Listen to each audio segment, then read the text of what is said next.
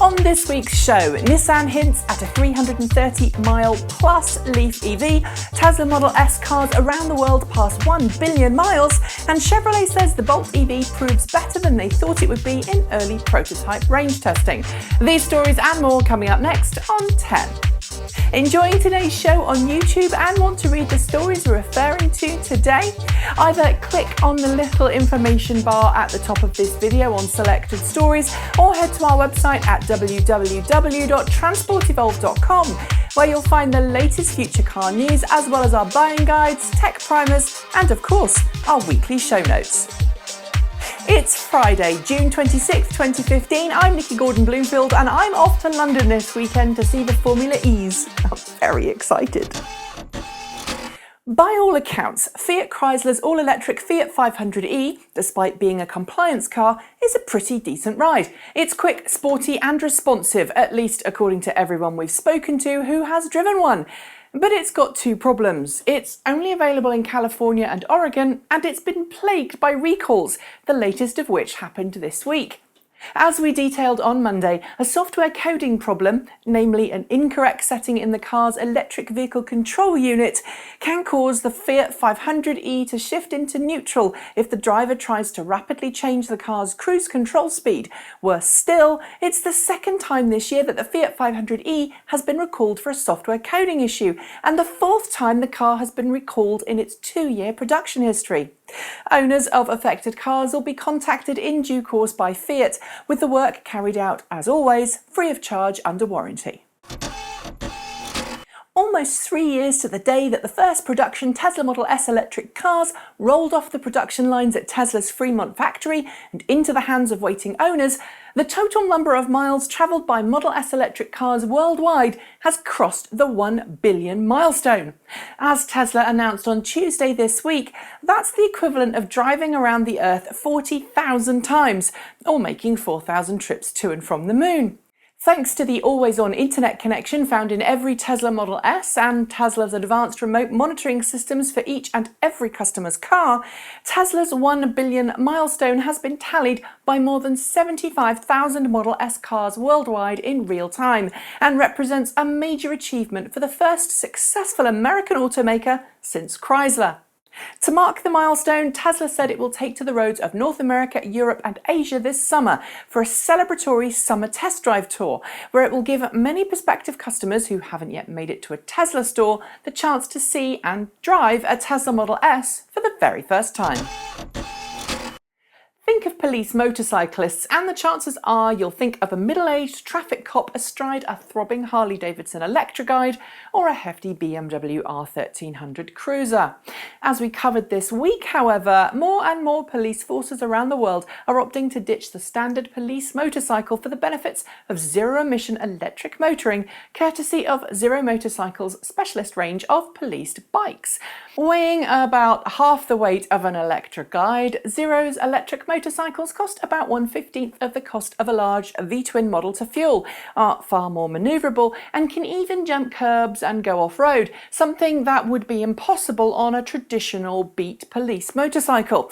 That's something that the Ceres police force in California are only too aware of, after its fleet of 3 Zero-DSP electric motorcycles were able to use their superior handling capabilities and near-silent operation to successfully foil an armed robbery.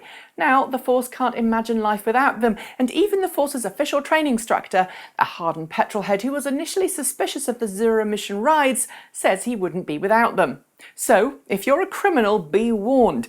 The silent and very green arm of the law might be around the corner.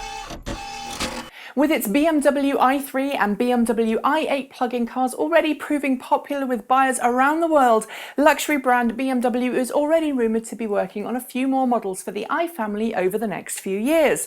For the moment, those vehicles are likely to be all-electric or plug-in hybrid models, but as we detailed on Monday, British magazine Auto Express claims that a hydrogen fuel cell model will join the BMW i brands as early as 2020, citing sources close to the automaker.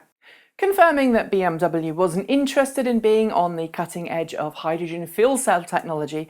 Those sources said that BMW is looking to leverage its partnership with Japanese automaker Toyota to bring a vehicle to market for 2020 based on its next generation hydrogen fuel cell technology, which is said to be more mass market friendly than the expensive, costly technology used in Toyota's upcoming 2016 Mirai fuel cell sedan. Given that BMW was due to unveil a hydrogen prototype at January's Detroit Auto Show, but then quietly removed it from its listings ahead of the event, we think this rumour is certainly plausible. But unless hydrogen fueling stations take off between now and then, it's likely to be a limited availability car for select markets like Los Angeles and San Francisco. It's official. 4.5 years after Nissan launched its Leaf electric hatchback, the Renault-Nissan alliance has confirmed the sale of its 250,000th electric car, a white Renault Zoe hatchback.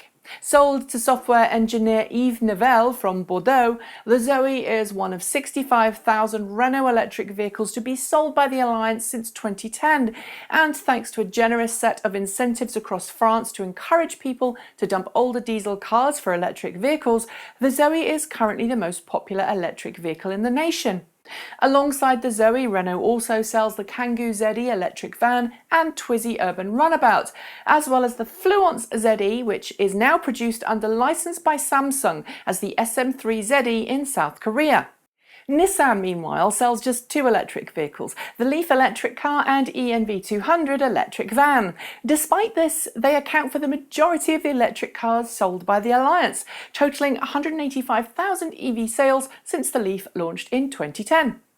Here's to the next 250,000, guys. Well done! It might still be more than a year from entering production, but General Motors is keen to let the world know that it's already well underway with pre-production testing of the GM Volt. Earlier this week, GM released a new video detailing some of the new tests that the all-new long-range electric car is undergoing ahead of its late 2016 debut, ranging from acceleration and handling tests through to battery validation, range tests, and passing extreme weather situations. At the moment, GM isn't ready or willing to talk specifics about the car, but engineers report that they're really happy with the car's progress thus far, calling it a true game changer for the industry. We'll have to wait a while to find out for ourselves, but it's nice to see GM being so open about its development program, especially when we've yet to see anything of Tesla's Model 3 electric car, which we know is due just 1 year later. Staying with long-range next-generation cars for a second, we were treated to something special this week when Nissan CEO Carlos Ghosn highlighted Nissan's work on a longer-range Leaf at Nissan's 116th Ordinary General Meeting, held this week in Yokohama, Japan. Taking to the stage flanked by an autonomous driving Nissan Leaf and a Leaf wearing a decal which read Advanced R&D Electric Vehicle, Ghosn spent some of his time on stage talking about Nissan's future plans for electric vehicles. Currently, he acknowledged, rapid charging has been Nissan's primary way to extend electric car range, but in the near future, he promised, Nissan would be ready to launch a car that could easily take as much driving as you want a day without a spot of range anxiety. He then showed a video demonstrating a prototype Leaf with a claimed full battery range of 338 miles per charge, that's 544 kilometres, and promised that we'd see the first steps towards a longer range electric car later this year. It adds credence to the rumours that Nissan is developing a longer range battery pack for the 2016 model year Leaf, so watch this space for more information. And finally, we've all been there following a slow-moving truck along a single-lane highway, desperate to get past it and not knowing what lies ahead. And of course, we've all seen those YouTube crash compilation videos detailing what happens when the urge to overtake goes, well, wrong. But this week, Samsung Argentina unveiled a new prototype truck on the roads of Argentina that could end the horrors of blind overtaking a truck forever. It fitted a fleet of its delivery trucks with high-definition video cameras mounted in the front bumpers of the tractor units, then connected that signal wirelessly to a quartet of waterproof large-screen monitors on the back doors of the truck, beaming a video image from front to back so that road users can see what's in front of the truck from behind it. It's neat, clever, and one of the smartest uses of existing technology to make the world a safer place we've seen in a very long time. But if you are stuck behind a truck, we'd like to remind you, especially if you're on a motorbike, that the safest place to be is about a truck's length behind it at all times. That way, the truck and you can both see each other and the road ahead a little more clearly. Well, that's me done for the week. But if you're heading down to the final 2 rounds of the FIA Formula E Championship this weekend, you'll find me providing some down-to-earth opinion over on the Visa fan radio. So if you're coming down to London for the event, do tune in. We'll be back next week at the usual time for another show, but in the meantime you can find all the other news that's fit to print on our website at www.transportevolved.com, chat to us on Twitters at transportevolved, or head to our YouTube channel to catch up with our latest shows. As always, there's been a lot we haven't managed to fit into today's show, including a German firm that's just received a €2 million grant from the European Union to bring electric car battery trailers that can double up as backup power stations to reality.